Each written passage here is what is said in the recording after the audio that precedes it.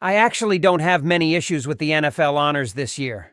However, there are definitely some mistakes made by the voters on some of the players on who got awards. Let me just start this off with a bang. Lamar Jackson should have not gotten the MVP award this year. Not only was he not the best player in the regular season, he wasn't even the best quarterback. The best QB this year was Dak Prescott. Keep in mind that the MVP honor is a regular season award, so no, that game against the Packers doesn't count. Lamar Jackson had 29 total touchdowns, 4,499 total yards, 9 turnovers, and a 102.7 passer rating. Prescott had 38 total touchdowns, 4,758 total yards, a passer rating of 105.9, and only one more turnover than Lamar. Dak Prescott had a better season in almost every way, statistically speaking. If this award had to go to a QB, it should have gone to Dak Prescott. The only other real issue I have with the NFL honors is the fact that Myles Garrett won DPOY over TJ Watt. Yes, I understand that some super advanced statistic company called Pro Football Focus states that Myles is better. Again, however, TJ Watt has Myles Garrett beat in almost every stat you could possibly get. I guess they just want to keep snubbing that dude in Pittsburgh. Last note about the NFL honors. I am so fucking glad the NFL didn't cave and hand the Comeback Player of the Year award to Damar Hamlin. Yes, I understand that he died on the field. However, he didn't exactly come back. If your shining moment was a failed fake punt and you only took 17 snaps the whole damn year, you shouldn't win anything. Awards are earned, not handed out. It's not a goddamn participation trophy. Now on to Super Bowl 58. Look, guys, I know that many of you bet against the Chiefs in the postseason. I understand that you are annoyed, angry, pissed off, and felt straight up fucked in the ass by Patrick Mahomes himself.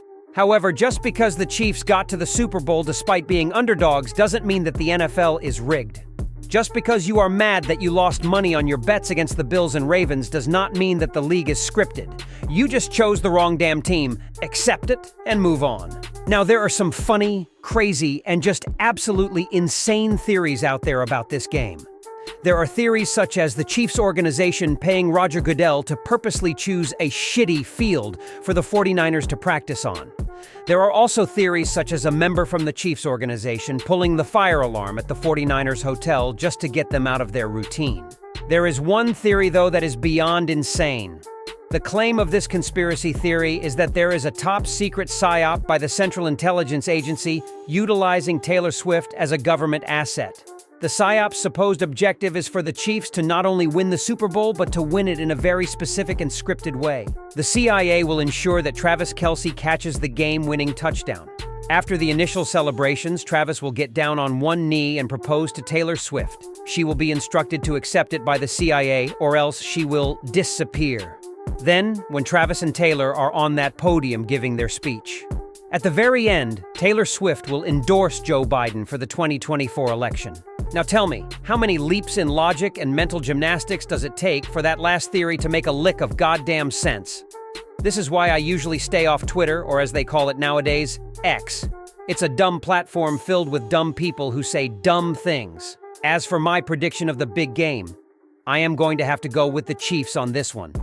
Brock Purdy is lucky that Brandon Ayuk made a miracle play on that ball that should have been intercepted by Kindle Vildor, who is probably still feeling sorry for himself. Don't get me wrong, Brock has got the cock, but it ain't bigger than Pat's. Brock Purdy is a fringe top 10 quarterback playing against the next Tom Brady.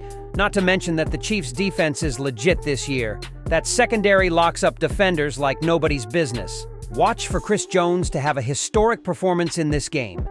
This will likely be his last game as a Chief, and he wants all the money a defensive tackle can get and more.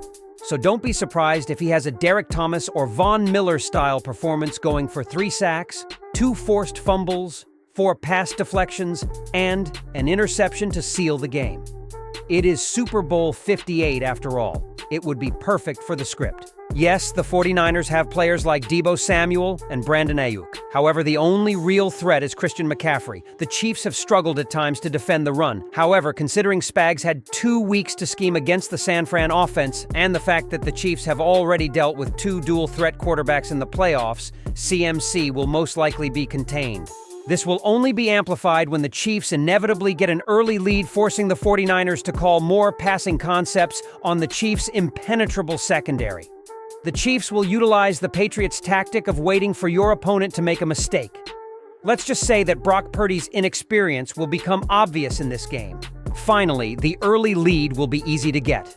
San Francisco loves to call zone coverages, and Travis Kelce is about the worst player to call any zone coverage on. Expect him to produce a lot in the first half, as Kyle Shanahan doesn't like to change his tendencies. Overall, the game will get away from the 49ers near the end of the third quarter when Chris Jones gets his second forced fumble.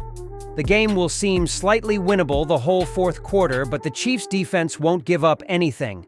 Brock Purdy in the last 2 minutes of the game will force a terrible throw that Chris Jones picks off to seal the game. The score will be 27-10 in the Chiefs' favor. Pat Mahomes will have his third Super Bowl win, Chris Jones will win Super Bowl MVP, and the Chiefs will be officially cemented as a dynasty.